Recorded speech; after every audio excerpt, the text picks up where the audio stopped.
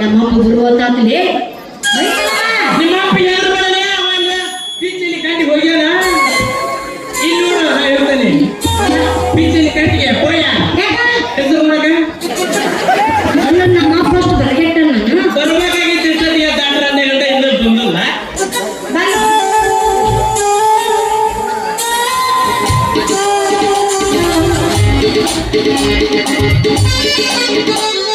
ಅಲ್ಲ ಎಷ್ಟೊತ್ತಿಗೆ ಈ ರಮಣೀಯ ನಾಪ ಬರ್ಬೇಕಾಗಿತ್ತು ಇನ್ನೂ ಯಾಕೆ ಬಂದಿಲ್ಲ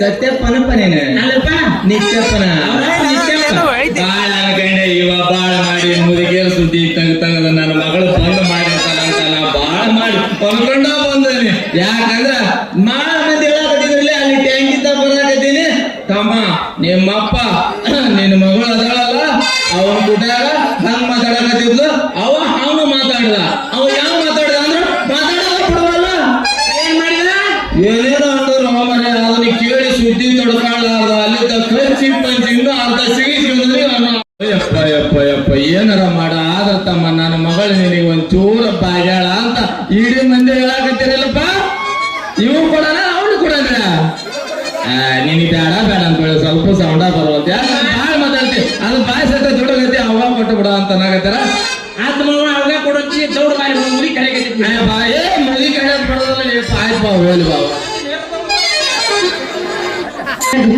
ಇದೆ ನಮಗೆ ಅಪ್ಪಾಜಿ ಅಪ್ಪಾಜಿ ರಾಮ ದೇವಸ್ಥಾನದಿಂದ ಈಗ ಬಂದೇನಮ್ಮ. ಹೌದಮ್ಮ ಈಗ ತಾನೇ ಬಂದೆ ಅಪ್ಪ ಅಂದಾಗೆ ನಾನು ಮಾತಾಡಿದ್ದೇನೆ ಇವರು ರಘು ಇರುತ್ತ ಈ ಊರಿಗೆ ಹೊಸದಾಗಿ ಬಂದಿರುವ ಪೊಲೀಸ್ ಇನ್ಸ್ಪೆಕ್ಟರ್. ರಾಮ ಬರೀ ನಮಸ್ಕಾರ ಅಪ್ಪ ನಾನು ದಾರಿಯಲ್ಲಿ ಬರಬೇಕಾದ್ರೆ ದಾರಿ ಹೋಗಲು ನನ್ನನ್ನ ಅಡ್ಡಗಟ್ಟಿ ನನ್ನ ಶೀಲಹರಣ ಮಾಡೋಕ್ಕೆ ಪ್ರಯತ್ನ ಪಟ್ಟಪ್ಪ. ಸರಿಯಾದ ಸಮಯಕ್ಕೆ ಬಂದು ನನ್ನ ಮಾನ ಪ್ರಾಣವನ್ನ ಇವರು ಕಾಪಾಡಿದ್ರಪ್ಪ. ರಾಮ ಒಂದು ಹೆಣ್ಣು ಈ ಮನೆ ಬಾಗಿಲ ತಳಗಿನ ಸಾಕು ಕೆಟ್ಟ ಕಾಮಕರು ಕಣ್ಣು ಹಾಕಿ ಬಿಡ್ತಾರಪ್ಪ. ಒಂದು ಹೆಣ್ಣಿನ ಬಗ್ಗೆ ನೋಡು ತಂಗಿ, ಇನ್ನು ಒಬ್ಬಂತೆಯಾಗಿ ಒಮ್ಮೆ ದೇವ್ರ ಗುಡಿಗೆ ಹೋಗೋಣ. ಆ ನನ್ನ ರಮೇಶನನ್ನ ಕರೆದುಕೊಂಡು ಹೋಗು. ಅಪ್ಪ ಅದ್ರ ಬಗ್ಗೆ ನಿಮ್ಗೆ ಯಾವತ್ತೂ ಚಿಂತೆ ಇಲ್ಲ ಅಪ್ಪ.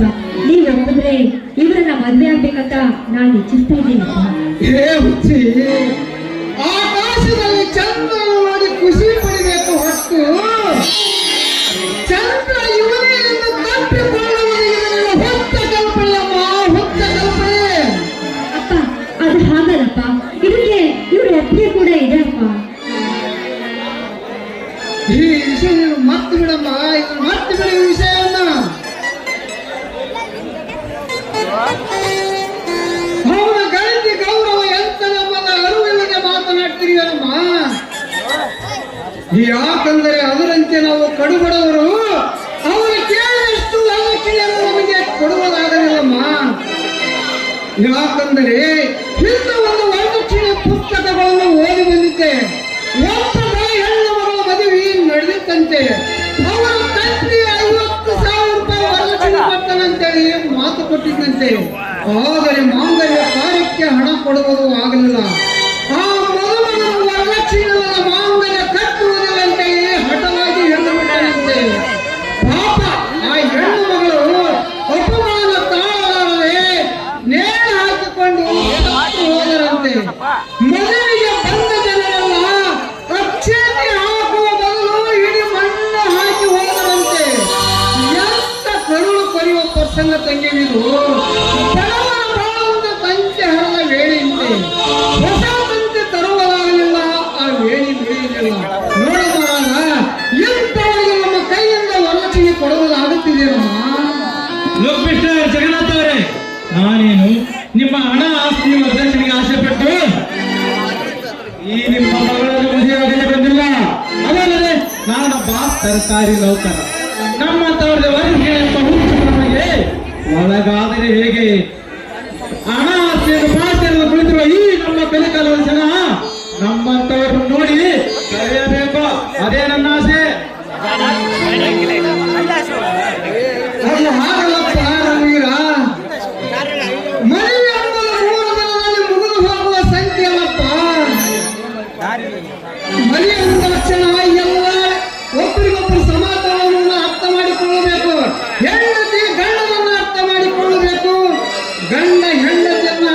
ಹಂಚಿಕೊಳ್ಳಬೇಕು. ಇಬ್ಬರು ಸಮಾನವಾಗಿ ಹಂಚಿಕೊಂಡಾಗ ಒಪ್ಪುವುದಪ್ಪ.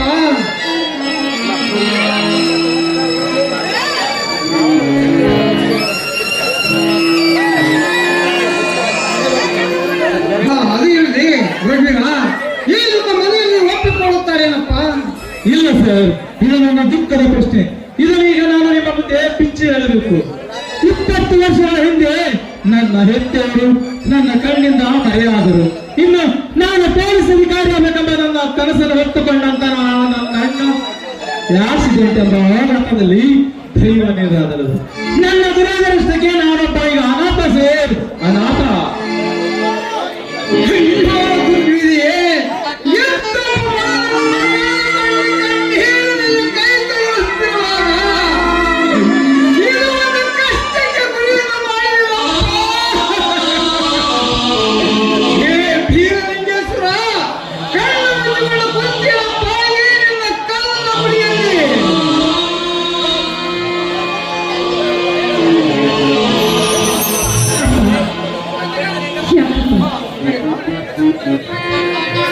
ಈ ಮದುವೆ ವಿಷಯ ಕೇಳಿ ಹೂವಿನಿಂದ ಅರಳುತ್ತಿರುವ ನನ್ನ ಧ್ಯೇಯ ಎಂದು ಮುದುಡಿದ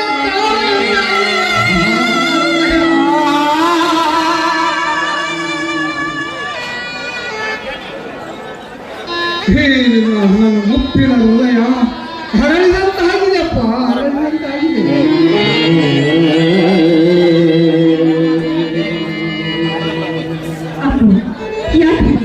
ಯಾಕಿಷ್ಟೊಂದು ದುಃಖದಿಂದ ಕಣ್ಣೀರನ್ನು ಹಾಕ್ತಾ ಇದೆಯಪ್ಪ ನೀನು?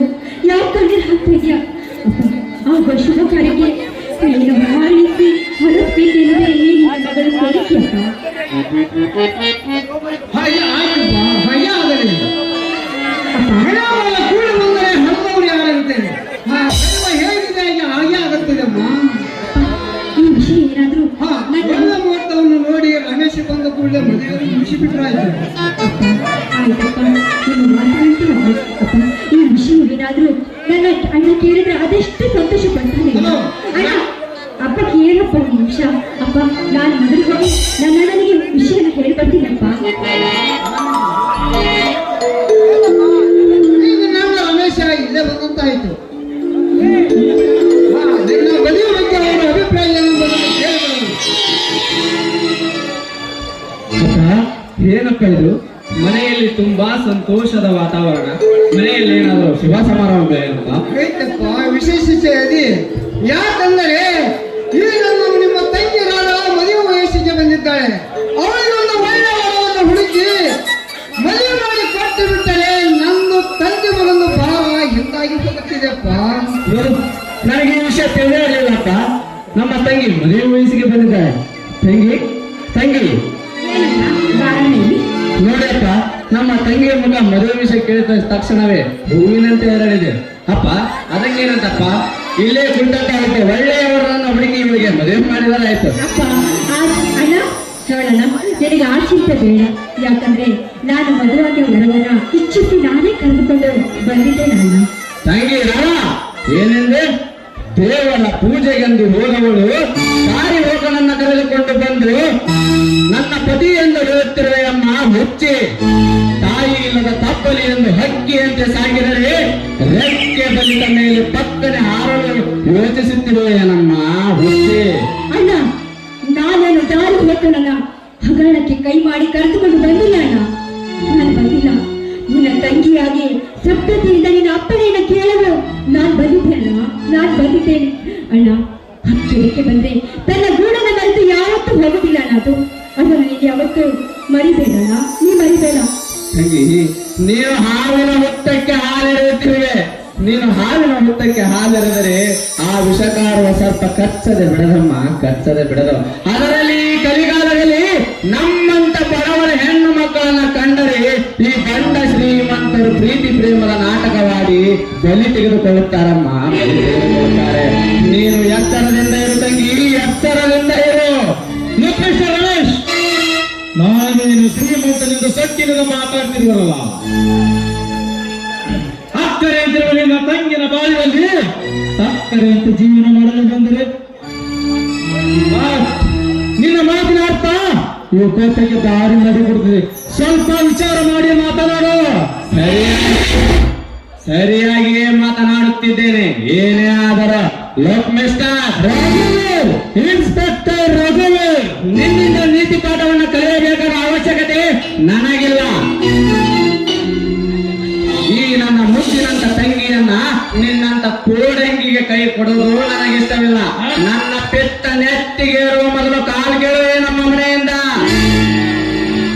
ರಮೇಶ, ಮನೆಗೆ ಬಂದ ಅತಿಥಿಗಳನ್ನ ಈ ರೀತಿ ಅಪಮಾನದಿಂದ ಮಾತನಾಡಿದರೆ ಮುಂದೆ ಎಡವಟ್ಟಾಗುವುದು ನಮ್ಮ ಭಯವನ್ನು ನಿಮಗೆ ಗೊತ್ತಿಲ್ಲವೋ ಹುಚ್ಚ? ಅಪ್ಪ, ಎಲ್ಲವನ್ನು ಬಲ್ಲವರು ನೀವೇ ಹೀಗೆ ಮಾತನಾಡಿದರೆ ಹೇಗಪ್ಪ? ಅಪ್ಪ, ಈ ಕಲಿಕಾಲ ಹೇಗಿದೆ ಗೊತ್ತೇನಪ್ಪ? ನಮ್ಮಂತ ಬಡವರ ಹೆಣ್ಣು ಮಕ್ಕಳನ್ನ ಕಂಡ ತಕ್ಷಣ ಹೊಟ್ಟೆ ಕಿಚ್ಚುಪಟ್ಟು ಹಾಳು ಮಾಡುವವರ ಹಾಲದ ಹೆಂಗಸರಿದ್ದಾರಪ್ಪ ಈ ಹಾಳು ಸಮಾಜದಲ್ಲಿ. ಅಪ್ಪ, ಅದಲ್ಲದೆ ಯಾರೋ ಗುರುತು ಪರಿಚಯ ಇಲ್ಲದಂತ ಇಂಥವನಿಗೆ ಕೈಗೆ ಕೊಟ್ಟು ತಮ್ಮ ತಂಗಿಯನ್ನು ಮದುವೆ ಮಾಡಿದರೆ ಸುಖವಾಗಿರುತ್ತಾಳೆ ಎಂಬ ನಂಬಿಕೆಯೇ ನನಗಿಲ್ಲವಪ್ಪ, ನಂಬಿಕೆಯೇ ನನಗಿಲ್ಲ. ಯಾರ ಹೆಣ್ಣೆ ಬರುವಾಗ ಹೇಗಿದೆ ಅದು ಹಾಗೆ ಆಗುತ್ತದೆಪ್ಪ. ಯಾವ ಏರಿಯಾದಲ್ಲಿ ಏನು ನಡಿಬೇಕು ಅದು ನಡೆದೇ ನಡೆಯುತ್ತೆ. ಹಣೆ ಬರ ಕೂಡಿ ಬಂದರೆ ಹಳೆದವರು ಯಾರಂತೆ?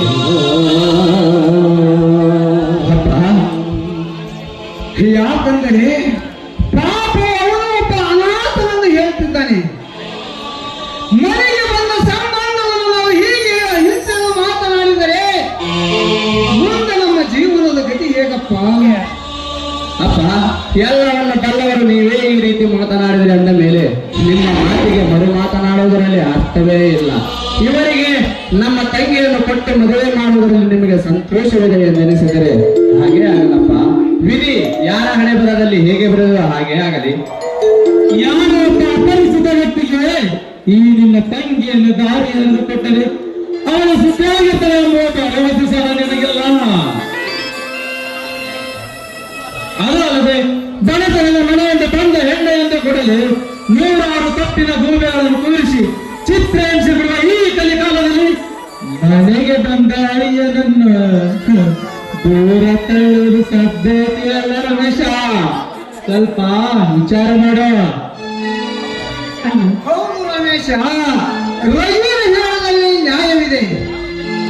ಯಾವ ಜನ್ಮದ ಋಣಾನುಭವವಿದ್ದ ನಮ್ಮ ಮನೆಗೆ ಎಂತ ಅಳಿಯನನ್ನು ಹುಡುಕಿ ಕೊಡುವುದು ಆ ನಮ್ಮ ಬೀರಲಿಂಗೇಶ್ವರ ಪುಣ್ಯ ನಡೆಯುತ್ತದೆ.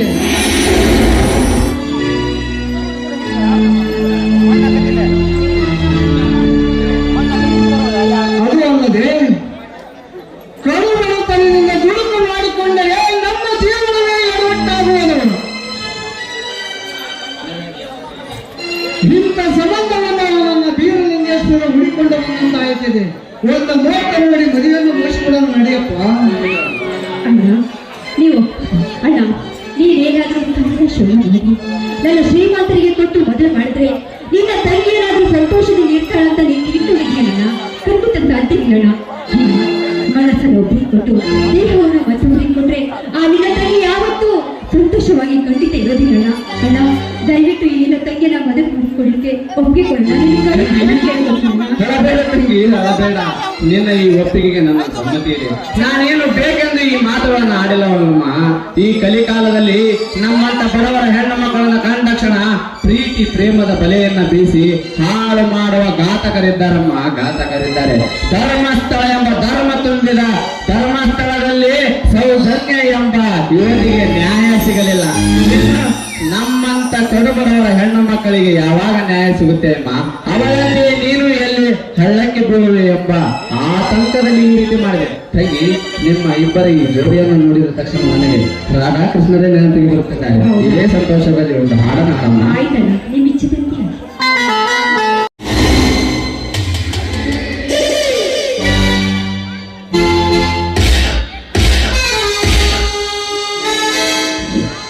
ಆ ಬ್ರಹ್ಮನ ಕೈ ಕುಂತ ಅಂಚಿನಿಂದ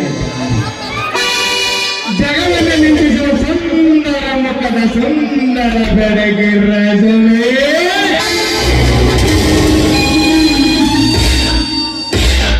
ರಜನಿ, ಗಂಡನಕ್ಕೆ ಪವಿತ್ರವಾದ ಹೆಣ್ಣು ನೀನು. ರೂಪದ ರಾಶಿಯನ್ನೇ ಮೈ ಕಾಂತಿಯನ್ನಾಗಿ ಮಾಡಿಕೊಟ್ಟು ಮನ ತಣಿಸುವ ಮನ ಮೋಹಕದ ಮೋಹಿನಿಯಾಗಿ ಮನವೆಂಬ ಮಕ್ಕಟವನ್ನು ಕೂಗಿ ಕೂಗಿ ಕೇಳಿಸುತ್ತಿದೆಯಲ್ಲ. ಈ ಗಂಟೆಯ ಗಂಡು ಮಗದೀರನ ಗುಂಡಿಗೆಯನ್ನ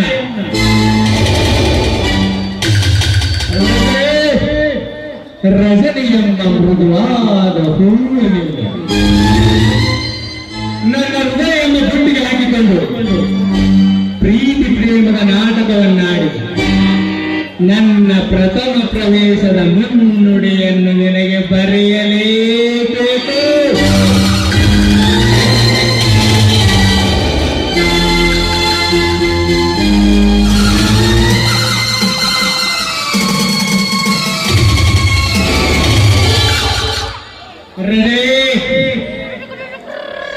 ರಜನಿ ಎಂಬ ಹೂವನ್ನು ಪಟ್ಟಿಗೆ ಹಾಕಿಕೊಂಡು ಪ್ರೀತಿ ಪ್ರೇಮ ನಾಟಕವನ್ನಾಡಿ ನನ್ನ ಪ್ರಥಮ ಪ್ರವೇಶದ ಮುನ್ನಡೆಯನ್ನು ಬರೆಯಲೇಬೇಕು.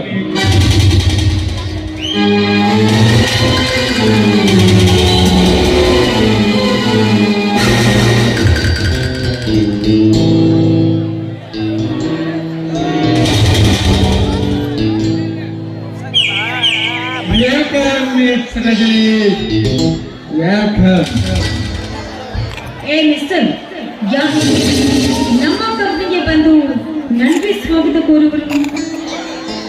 ಯಾರು? ನಿಮ್ಮ ಈ ಸೋರಾಜ ಸಾಮ್ರಾಜ್ಯಕ್ಕೆ ಅಧಿಪತಿಯಾಗಿ ಆಡಳಿತ ನಡೆಸಲು ಬಂದಿರುವ ನ್ಯೂ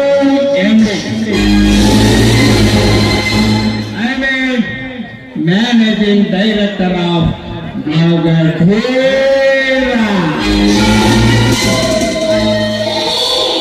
ನೋಡು, ನೀನು ಮಗದೀರ್ನರಾದ್ರು ರಣಧೀರ್ನರಾದ್ರು ನನಗೇನ್ ಬೇಕು? ನಮ್ಮ ಫ್ಯಾಕ್ಟರಿ ಕೊಟ್ಟ ಕೆಲಸವನ್ನ ಅಚ್ಚುಕಟ್ಟಾಗಿ ಮಾಡುವುದನ್ನ ಬಿಟ್ಟು ತುಂಟತನದ ಮಾತುಗಳನ್ನ ಮಾತಾಡಿ ಮಾತಾಡ್ಲಿಕ್ಕೆ ಬಂದಿದ್ದೆ ಆದ್ರೆ ಮನೆ ಹಾದಿ ಕೆಡಬೇಕಾಗುತ್ತೆ. ಎಚ್ಚರದಲ್ಲಿ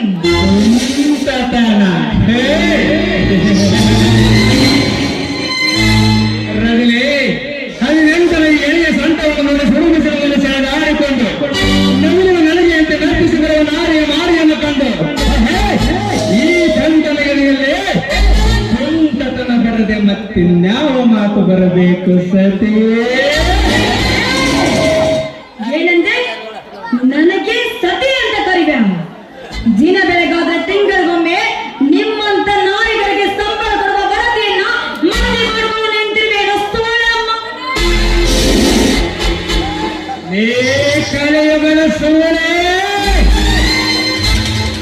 ತಲೆ ತಗ್ಗಿಸಿ ನಡೆಯಬೇಕಾದ ನಿನ್ನಂತ ಹೆಣ್ಣು ಮುಖದ ಹೆಮ್ಮಾರಿಗೆ ಇಷ್ಟೊಂದು ಸೊಕ್ಕಿರಬೇಕಾದರೆ ಇನ್ನು ನನ್ನಂತ ಗಂಡರೇ ಗುಂಡಿಗೆ ಇರುವ ನೆಂಡರಿಗೆ ಎತ್ತಿಟ್ಟಬೇಡ. ಆ ದೇವರ ದೇವ ಎಂಬ ದರ್ಪಣವಲ್ಲ. ಏನಂದರೆ ಸೂಳೆಯ ಮಗ ಲೇ ಪಕ್ಕ ಪತಿವ್ರತೆಯಂತಿರುವ ನನ್ನ ಹೆತ್ತ ತಾಯಿಗೆ ಸೂಳೆಯಂಗಯ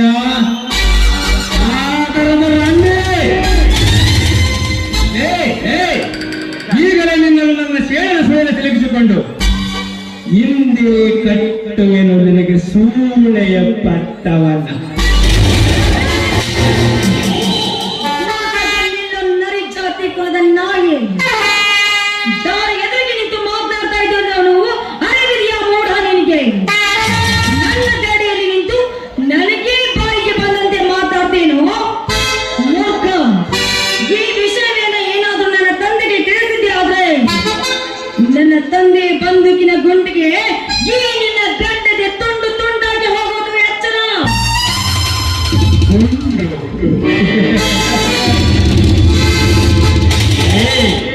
ಯೋಧನಂತೆ ಯುದ್ಧಕ್ಕೆ ಸಿದ್ಧನಾಗಿ ಬಂದ ಈ ಗಂಡದೆಯ ಗಂಡು ಮಗಧೀರನಿಗೆ ಕೊಂಡ ಹಾರಿಸಿಕೊಂಡರೆ ಆಡಿನ ಸಣ್ಣ ತಂದೆ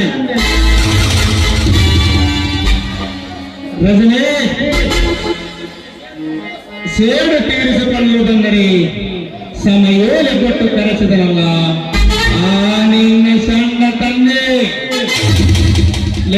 ನಡೆಯುತ್ತಲೇ ನಾಡಿ ಸಂತ ಸಾಧಿಸಿದ ಸುಮ್ಮನೆ ಬಂದು ಶರಗು ಹಾಸು ಈ ಧೀರನ ಸಾಹಸದ ಕೆಲಸಕ್ಕೆ ಹೊರಸುತ್ತಿನ ಹೇಸಿ ನಿನ್ನಂತ ಹೊರಸುತ್ತಿರುವ ನಾಯಿಗೆ ನಾನು ಸೆರಗು ಹಾಕಿ ಸೂಳೆ ಆಗಬೇಕೇನೋ ನೇಚ. ನಾನು ಯಾರು ಗೊತ್ತೇನೋ? ಈ ಊರ ಗರ್ಭ ಶ್ರೀಮಂತ ನಂಜುಂಡಯ್ಯನ ಪುತ್ರಿ ರಜನಿ. ಅದಕ್ಕೆ ಹೇಳ್ತಾ ಇರೋದ್ರಲ್ಲಿ ಶ್ರೀಮಂತರ ಕಣ್ಣನ್ನು ಕಂಡರೆ ಒಳಗಾಗಿಂದ ಮೇಲೆವರೆಗೂ ಉರಿಯುತ್ತೆ. ಮಾತು ಮುಗಿಸು. ದೂರ ಸರಿದು ನಿಂತು ಮಾತನಾಡೋ ದುಶ್ಯಾಸನ ನೀನು. ನನ್ನ ಸಲಹೆ ಬಂದ್ರೆ ನಿನ್ನನ್ನು ಸುಮ್ಮನೆ ಬಿಡ್ತೀನಿ ಅಂತ ತಿಳಿದುಕೊಂಡಿದ್ದೇನೋ? ನನ್ನನ್ನ ಮುಟ್ಟಲು ಬಂದಿದ್ದಾದ್ರೆ ನಿನ್ನನ್ನ ಇಡೀ ಸಮಾಜದ ಬೇರೆ ಗದ್ದೆರು ಮೆಟ್ಟಿಂದ ಹೊತ್ತು ಬುದ್ಧಿ ಕಲಿಸ್ತಾರೆ.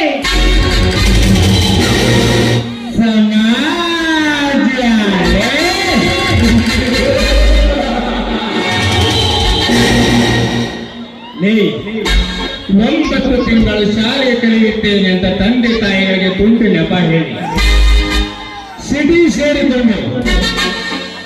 ಸೇರಿದ ಮೇಲೆ ರಾತ್ರಿ ಹೊತ್ತಿನ ಕ್ಲಬ್ಬಿನ ಮಧ್ಯದಲ್ಲಿ ಮೆಂಡರನ್ನು ಕೈ ಹಿಡಿದುಕೊಳ್ಳುವ ದಂಡೆ ರಚಿಸಲೇ ಹಾಗಲ್ಲ ಸಮಾಜದಲ್ಲಿ. ಅಷ್ಟೇ ಯಾಕಲೇ 9 ತಿಂಗಳು ಹೊಟ್ಟೆಯಲ್ಲಿಟ್ಟುಕೊಂಡು ಹೆರಬೇಕಾದ ನಿನ್ನಂತ ಹೆಣ್ಣುಗಳಿಗೆ ಹೆಣ್ಣನ್ನು ಹೊಟ್ಟೆಯಲ್ಲಿ ಇನ್ನೊಂದು ಹೆಣ್ಣಿದೆ ಅಂದ್ರೆ ಸಾಕು ಭ್ರೂಣ ಹತ್ಯೆ ಮಾಡಿಸಿಕೊಳ್ಳುವ ಬದ್ಮಾಸ್ ಹೆಂಡಿಯರಷ್ಟಿಲ್ಲ ಈ ನನ್ನ ಹೆಣ್ಣಿನ ಸಮಾಜದಲ್ಲಿ. ಅದು ತಪ್ಪಾದ್ಮೇಲೆ ಅಷ್ಟೇ ಯಾಕಂದ್ರೆ ಹಗಲು ಹೊತ್ತು ಜನರಿದ್ದಾಗ ಅಣ್ಣನಿಂದ ರಾಖಿ ಕಟ್ಟಿಸಿಕೊಂಡು ರಾತ್ರಿ ಆದರೆ ಸಾಕು ಅದೇ ಅಣ್ಣನೊಂದಿಗೆ ಕರೆಸಿಕೊಂಡು ಮಂಚವನ್ನೇರಿ ಶೀಲ ಕೆಡಿಸಿಕೊಳ್ಳುವ ಸೂಳೆಯರಷ್ಟಿಲ್ಲದೆ ಇಲ್ಲಿನ ಗರತಿಯರ ಸಮಾಜದಲ್ಲಿ ಗಂಡನೆದುರಿಗೆ ಪತಿವ್ರತೆಯಿಂದ ಪೋಸು ಕೊಟ್ಟು ಹಣೆಗೆ ವಿಭೂತಿ ಹಚ್ಚಿಕೊಂಡು ಗಂಡ ಹೋದ ಮೇಲೆ ಮಿಂಡನನ್ನು ಕರೆಸಿಕೊಂಡು ತಲೆ ತಿಂಬಿಗೆ ತನ್ನ ಸೆರಗನ್ನ ಹಾಸಿ ಇರುವ ಸೀರೆಯನ್ನೇ ಹಾರಿ ಹೊಡೆಯುವ ಹಾದರಗಿತ್ತಿ ಸಮಾಜವಿದು. ಅಂತ ಹೆಣ್ಣಿನ ಗರ್ವ ತುಂಬಿದ ಹೆಣ್ಣಿನ ಸೋಗಿನ ಕಥೆಯನ್ನು ಈ ಮಗದಿನ ಎದುರಿಗೆ ಹೇಳಿದರೆ ನಿನ್ನಂತ 16 ಹೆಂಗಸರನ್ನು ನೋಡಿ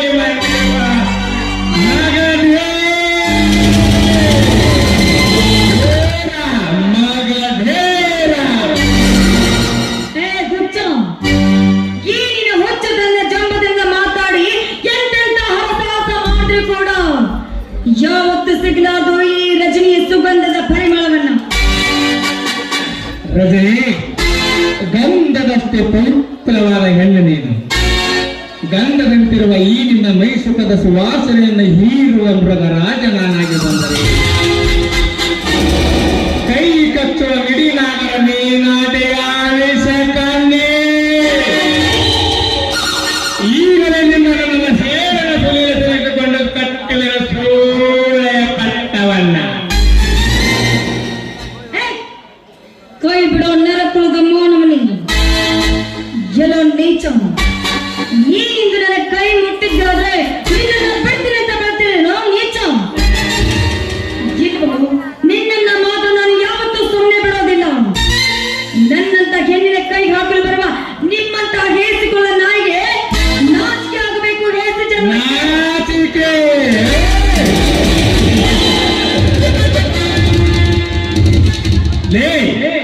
ಕನ್ನಡ ಮಾತೆಯರಂತೆ ಮೈ ತುಂಬ ಬಟ್ಟೆಯನ್ನು ಉಟ್ಟುಕೊಂಡು ಹಣೆಯ ತುಂಬ ಕುಂಕುಮವನ್ನಿಟ್ಟು ಕೈ ತುಂಬ ಬಳೆಯನ್ನು ಹಾಕಿಕೊಂಡು ತಲೆ ತಗ್ಗಿಸಿ ತಲೆಯ ಮೇಲೆ ಸೆರಗನ್ನು ಹೊತ್ತು ತಲೆ ತಗ್ಗಿಸಿ ನಡೆಯಬೇಕಾದ ನಿನ್ನಂತ ಹೆಣ್ಣುಗಳಿಗೆ ನಾಚಿಕೆ. ನನ್ನಂತ ಪುಂಡ ಪುರುಷರಿಗೆ ಬೇಕಲ್ಲ ನಾಚಿಕೆ ಎಂಬ ಮಾಡಿ ಬಾಯ್ ಮುಚ್ಚು. ಪುಂಡ ಗಂಡನಂತ ಮಹಾ ಮೇಧಾಮಿ ಅಂತ ಮಾತಾಡಬೇಡ. ನೋಡು, ಸುಮ್ಮನೆ ಇಲ್ಲಿಂದ ನನ್ನ ಬರುದ್ರೊಳಗಾಗಿ ಕಣ್ಮರಿಗೆ ಹೋಗು. ಇಲ್ಲದೆ ಇದ್ರೆ ಏನು ಮಾಡುವೆ ಬಂಡರಂಡೆ. ನಾಯಕನ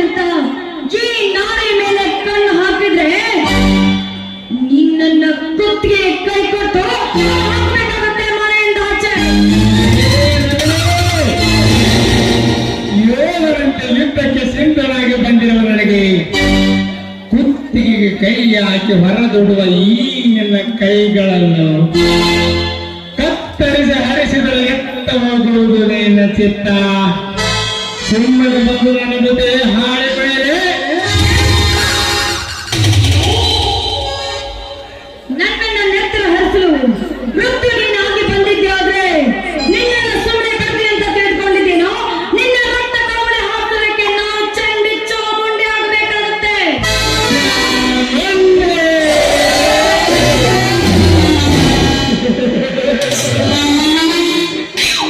ರಜನಿ, ಚಂಡಿ ಚಾಮುಂಡಿಯಾಗುವ ಈ ನಿನ್ನ ರುಂಡವನ್ನು ಕರೆದು ಈಗಲೇ ಕಳಿಸುವನು ಪರಮಾತ್ಮನ ಪಾದದೆಡೆಗೆ.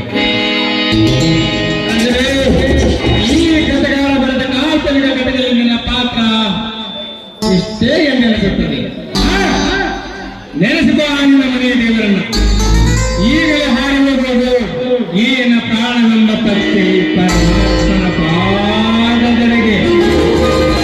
ಎಲ್ಲರಿದ್ದರೆ ಈ ಮಗದೇನ ಹೇಳಿದಂತೆ ಕೇಳಿದರೆ ಮಾನವ ಉಳಿಯುತ್ತೆ, ಪ್ರಾಣನೂ ಉಳಿಯುತ್ತೆ.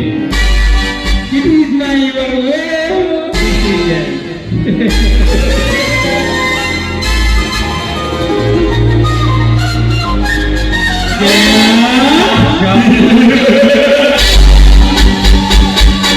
ಇಂಥ ಕೆಟ್ಟ ಕಾರ್ಯಗಳಿಗೆ ತೊಂದರೆ ಹಾಕುವಲ್ಲ.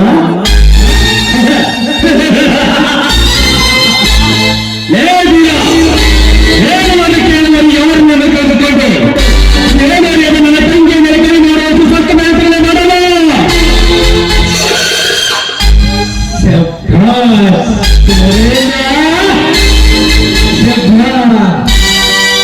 ಒಂದೇ ಕಲ್ಲಿಗೆ ಎರಡು ಹಕ್ಕಿಗಳು ಪಿಕ್ಕಿ ಪಿಕ್ಕಿ ಅಳುತ್ತಿವೆ ಅಂದರೆ ಅದಕ್ಕಿಂತ ಸಂತೋಷ ಪಡುವ ವಿಷಯ ಬೇರೆ ಎಂದಿರುತ್ತದೆ. ಸಂತೋಷ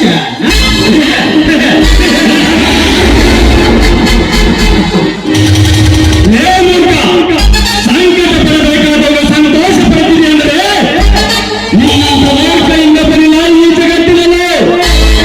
ದೇವರನ್ನ ಅರಣ್ಯ ಸೇವಕನಾಗಿ ಇಟ್ಟುಕೊಂಡರೆ ಸುಂದರಿಯಾದ ನನ್ನ ತಂಗಿಯಂತ ಹೊರಗೆ ಹೊರಟಿರಬೇಕಾಗ್ತದೆ.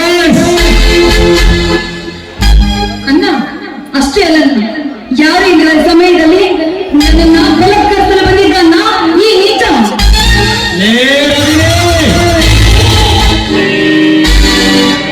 ಅಣ್ಣ ಬನ್ನ ನಿಮಗೆ ಹೆಣ್ಣು ಹುಲಿ ಎಂದು ಕಟ್ಟಿಸಬೇಡ.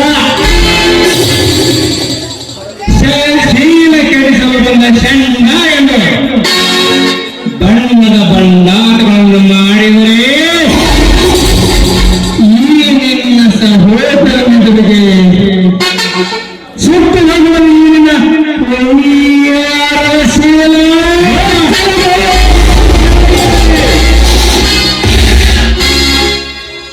ಏನು ಇರುವುದು ನನ್ನ ತಂಗಿಯ ಸೀರೆಗೆ ಕೈ ಚಾಚಿದೆ ಅಂದರೆ ಮಗನ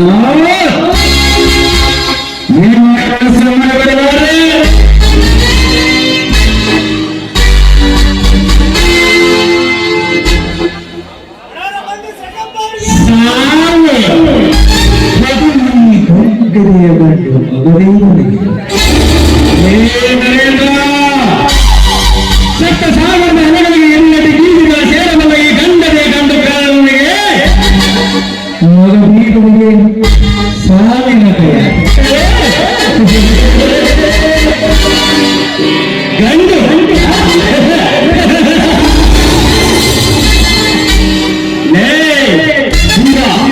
ಗಂಡು ಗಂಡು ಅಂದ್ರೆ ಏಕೆ ಹೊರತು ಹಾಕುತ್ತಲೇ ಗಂಡು ನನ್ನ ಮಗನೇ. ಗಂಡು ಅಂದವರೆಲ್ಲ ನಿನ್ನಂತವರು ಲೆಕ್ಕವಿಲ್ಲದೆ ಈ ನನ್ನ ಶ್ರೀಮಂತಿಕೆ ಸುಳಿಯಲ್ಲಿ ಈ ಸಮಾಜದಲ್ಲಿ ಈಗ ನನ್ನ ಕುರಿ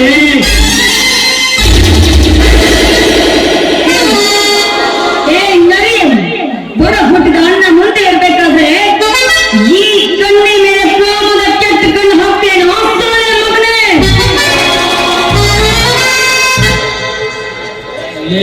ಕಲಿಯುಗದ ಸೂರ್ಯ ರಚನೆ ಸತಿ ಸಾವಿತ್ರಿಗಿಂತ ಒಂದು ಕೈ ಮೇಲೆ ನನಗೆ ಎತ್ತ ತಾಯಿಗೆ ಮತ್ತೆ ಸೂರ್ಯ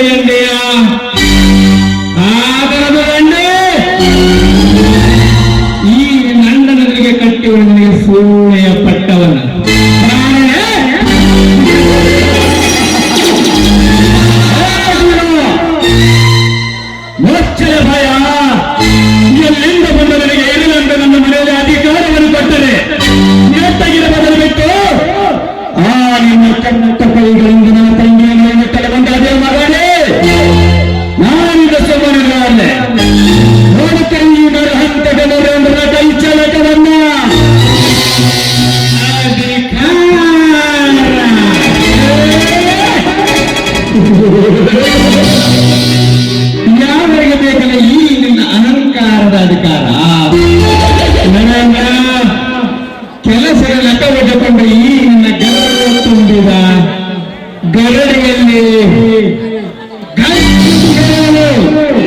ಗಂಡನ ಗೊತ್ತಾಗೋದು ಈ ಗಂಡಗೆ ಗಂಡರ ಮೆಂಡ ಮಗದೀರ ಯಾರು ಎಂದು ಅಲ್ಲಿಯವರೆಗೂ wait parties agency I will know your friends Hi, I'm ready. Please come here. Please come here. Tata.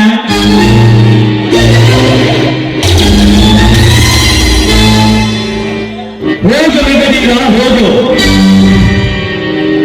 ಚಿಗುರು ಮಣ್ಣ ಮದ್ದನ್ನು ಚೂಟುವುದರಲ್ಲಿ ನರ ಅಂತಕ ನರೇಂದ್ರ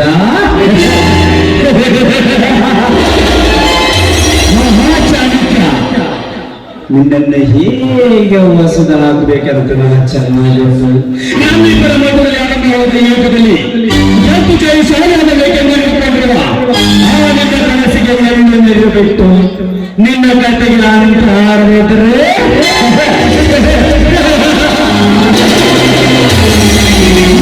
ಹಂತಕರಿಗೆ ಅಂತ್ಯ ಹಾಡದ ಹುಲಿ ನರ ಹಂತಕ ನರ ಹರಿ ನರೇಂದ್ರನೇ ಹೌದಲ್ಲ, ಆದಷ್ಟು ಬೇಗನೆ ನನ್ನ ಡ್ಯಾಡಿಗೆ ಇವನ ವಿಷಯ ತಿಳಿಸಬೇಕು. ಇವತ್ತೇ ನಮ್ಮ ಫ್ಯಾಕ್ಟರಿಯಿಂದ ಕಳ್ಳತನ ಮಾಡಿದಂತ ಸುಳ್ಳು ಅಪವಾದನ ಹೊರಿಸಿ ಸಾಯವರೆಗೂ ಜೈಲಿನಲ್ಲಿ ಕಂಬಿ ಎಣಿಸಿಕೊಳ್ಬೇಕು ಅಲ್ಲ ಇವನು. ಆ ಕಡಿಮನನ್ನು ಒಂದೇ ಏಟಿಗೆ ಕತ್ತಲೆ ಕೋಳಿಗೆ ಹಾಕಿದರೆ ಅವನ ಶಬ್ದ ಮಾತ್ರ ಮುರಿಯುತ್ತದೆ. ಆದರೆ ಗೊತ್ತಲ್ಲ ಪ್ರಾಣಿಯ ತಿರುಗುಣ ಹೇಗಿದೆ ಎಂಬುದು ಅವನ ಜೀವನದಲ್ಲಿ ಅರಿವಾಗಬೇಕು. ರಜನಿ, ಈ ವಿಷಯವನ್ನು ತಂದೆಯವರಿಗೆ ಹೇಳಬೇಡ. ಅದೇ ರೀತಿಯಾಗಿ ನೀನು ಚಿಂತನೆ ಮಾಡಬೇಡ, ಧಾರಾಳವಾಗಿ ಮನೆ ಹೇಳಿ ಇದನ್ನು ನಾನು ನೋಡ್ತೇನೆ. ಆಯ್ತು.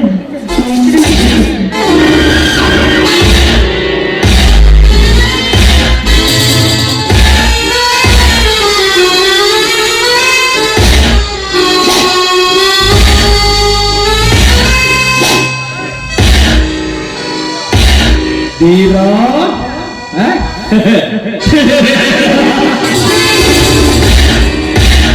ಬೇಟೆಗಾರನ್ನು ಹುಡುಕಿಕೊಂಡ ಬಂದ ಭೇಟಿ ಅದು ಇಂದು ನನ್ನ ಗರಡಿಗಳಿಗೆ ಬಂದು ಗರ್ಜಿಸಿ ಹೋಯಿತಲ್ಲ.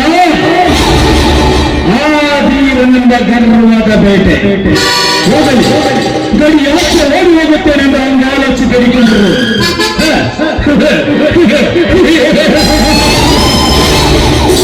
ಗರ್ವಾಡಿಗ ಸೆರೆ ಬಿಡಲಾರ ಈ ನಯ ವಂಚಕ ನರೇಂದ್ರ ಪರಸ್ಪರವನ್ನು ಪ್ರೇಮಿಸಿ ಅವರ ಮಂಕು ವ್ಯಕ್ತಿಗೆ ಪ್ರೇಮ ಎನ್ನುವುದಿಲ್ಲ. ಕರಮಾದ ಆಸೆ ತೀರಿಸಿಕೊಳ್ಳಬಲ್ಲ ಈ ಕಾಮಸರಪಿ ಕಾಮರಾಜರ ತಂಗಿ ಮೇಲೆ ಕಣ್ಣಿಟ್ಟಿ ಅವರೇ ಬಿಸಿ ಗಾಯಸದ ಬಿಡಲ ರಾಣಿನ ಬೇಸಿದ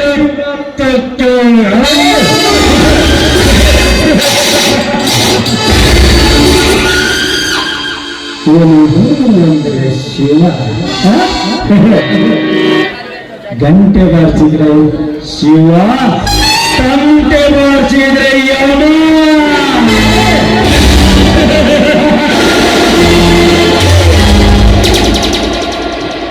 ತಂತ್ರ ಮುಂದೆ ಚಪ್ಪಲಿ ಬಿಟ್ಟು ಬರಬೇಕು. ಈ ನರಹಂತಕ ನರೇಂದ್ರ ಎದುರಿ ಮಾತಾಡಬೇಕಾದ್ರೆ ಬಿಟ್ಟು ಬರಬೇಕು ಮಗಳೇ.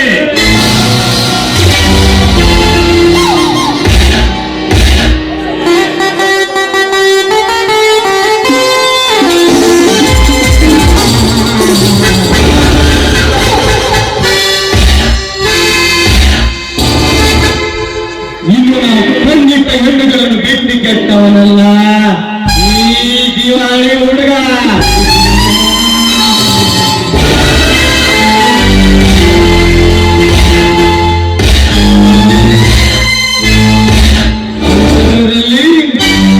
ನನ್ನ ಕಣ್ಣು ಮುಂದೆ ಮಿಂಚು ಮರಿಯಾಗುತ್ತಿರುವ ನಗ್ನತೆ ಸ್ವಪ್ನ ಸುಂದರಿ ರಾಧಾ.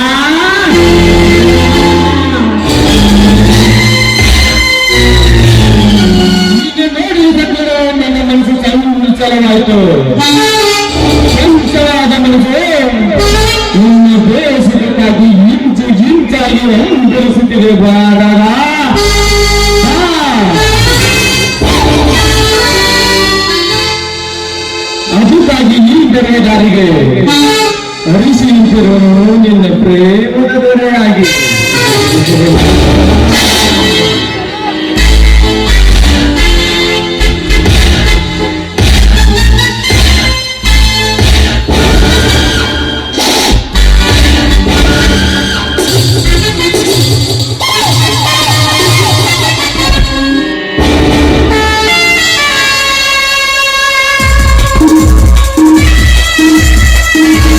ಈ ಅರಸನ್ನ ಮಾತನ್ನು ಆರಿಸು.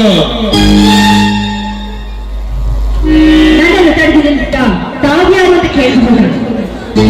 ರಾಧಾ, ಆಸೆ ಪಟ್ಟುಕೊಂಡಿರುವ ಈ ಶ್ರೀಮಂತ ಹಣ್ಣೀರನ್ನು ಬಿಟ್ಟು ಬಡತನದಲ್ಲಿ ಬೇಯುವ ಬಡವನ್ನು ಅರಸಿಯಲ್ಲ. ಎಂತ ಮೂರ್ಖ. ನಿನ್ನ ಮಾತನ್ನು ಆಲಿಸಲು ಸಮಯ ನನಗಿಲ್ಲ.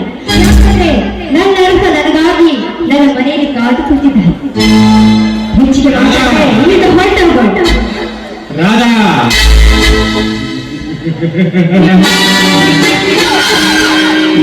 ಪ್ರತಿರುತಿ ಹೆಣ್ಣೆ, ಕೇಳು ನಿನ್ನ ಪ್ರತಿರುತಿ ಹೆಣ್ಣಿಗಳ ನಾರಿಯರ ಕಥೆಯನ್ನ. ಹೌದು, ನಾನು ಪತಿವ್ರತೆ ಹೇಳೋ ಮುತ್ತೈದೆ ಹೇಳು. ನನ್ನ ಗಂಡನಿಗಾಗಿ ಮೀಸಲಿಟ್ಟ ಈ ಶೀಲ ಇವತ್ತು ಕಾಲದಲ್ಲಿ ಯಾವತ್ತೂ ಸಿಗೋದಿಲ್ಲ. ಇವಳು ಮುತ್ತೈದೆ ಹೆಣ್ಣು, ಇವಳು ಮುತ್ತೈದೆ ಹೆಣ್ಣು. ನಿನ್ನ ಪ್ರತಿರುತಿ ಮುತ್ತೈದ ಹೆಣ್ಣಗಳ ಕಥೆಯನ್ನ.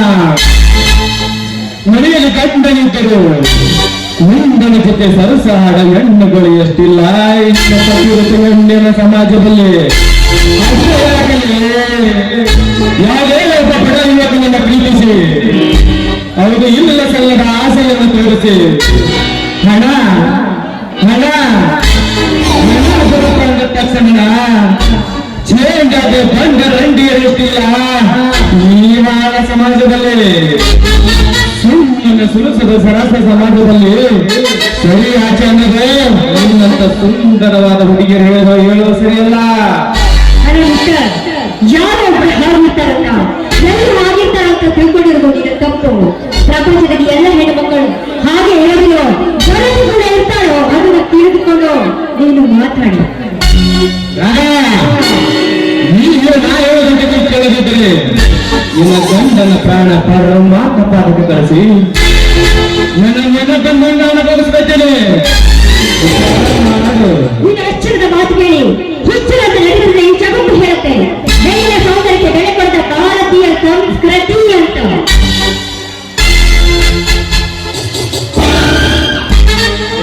ಭಾರತೀಯನೇ, ಸುಮ್ಮನೆ ಹಠ ಮಾಡಿದ ನಮ್ಮನ್ನು ಸುಮ್ಮನೆ ರಚ್ಚಿಗೆ ಬಸಬೇಡ. ಅನುಭವಿಸೋದು ಅಷ್ಟೊಂದು ಸುಲಭವಲ್ಲ. ಇದಕ್ಕೆ ಕಳಿಸಬೇಕು ಅಷ್ಟೇ.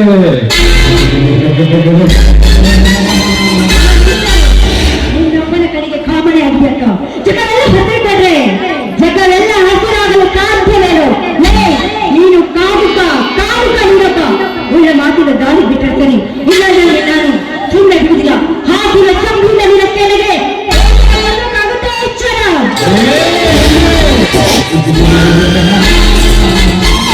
ನಿನ್ನಂತ ಕಪ್ಪು ಹೆಣ್ಣುಗಳನ್ನ ನನ್ನ ಕೈ ಬಿಟ್ಟು ನೋಡಿಕೊಂಡೆ ಅನುಭವಿಸಿದ ನನಗೆ ಇರೋಣ.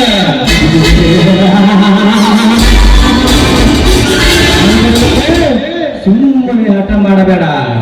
ಸುಮ್ಮನೆ ನಾನು ಹೇಳದಂತ ಕೇಳು. ದಯವಿಟ್ಟು ನೀವು ಹೇಗೆ ಮಾಡ್ತೀರೋ ನಾನು ಹಾಗೆ ಕೇಳ್ತೀನಿ. ಆದ್ರೆ ನನ್ನ ಶಿಲಕ್ಕೆ ಮಾತ್ರ ನೀವು ಕೈ ಹಾಕ್ಬೋದು. ಆದರೆ ಹುಡುಗರು ಇನ್ನೊಂದು ಕಂಡಿಲ್ಲ ನನ್ನ